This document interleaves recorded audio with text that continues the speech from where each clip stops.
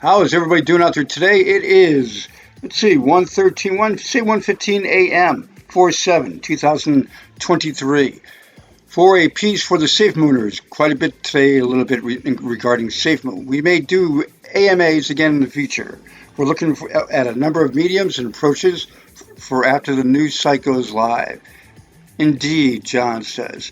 Also, John said that they may revise or bring back the Twitch AMA, which was one of their better ones. Then, Lunaone's change of name to the Fourthstar. The journey will be epic, and it truly will be. And before I get into this, I want to show you one more thing too. You've got the GSX vendors booths being produced in large numbers in Zimbabwe. If you like crypto and you think that mass adoption is something that should be done, Apollo FinTech is doing with the GSX program in Zimbabwe. Also, Matt Roberts and Steve have confirmed that the second payment for Knoxwire fees to the APL GSX KNX holders are going out this week. People are excited. And when you look at the payment of those fees getting, well, let's put it this way. Knoxwire is growing, so they're getting bigger and bigger. You've got 28,000. When did Bitcoin become a stable coin? It's hanging right at 28. When did that happen? Bitcoin, this is good. Watch this for a second. Pretty funny.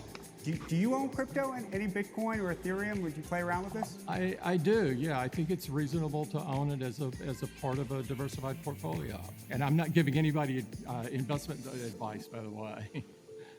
When did you get interested in it?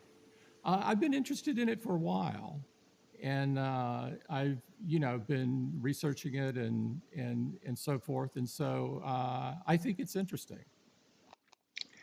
Good to hear. Speaking of good to hear, you've got John G talking about all those things coming out for. Do you own crypto and any Bitcoin or Ethereum? Would you play around with this? There you go. Now, working on with exchanges for all three chains. You can read this yourself. But when you look at the 35 projects that they're dealing with on the blockchain, along with the Grove Keeper and making it easy for launching through that wallet out to different things, including staking and farming, creating their launch pad. And basically, when you look at the Grove business side of things, when you look at the headquarters being built in Dubai currently, the exchange coming out, the hydroponic, aeroponic, and the ARC sales, and of course Amazon sales of products. CZ, this article I'll link down below, put this tweet out about the Binance Coinbase have been sucked into a regulatory turf war. Well, that article is here, and I will have that for you. Along with this one here, Anthony Scaramucci. Anytime that you've held Bitcoin in a 4-year rolling interval, you've outperformed every other asset class. Bitcoin doing what it's doing over the years, yeah, it's done so good over the years, and I say it's stupid not to have it. Now, regarding SafeMooners, you guys have gone through a lot of stuff. I'm still holding SafeMoon, and for since early 2021, a lot of stuff has happened in a negative for SafeMoon, which is not good.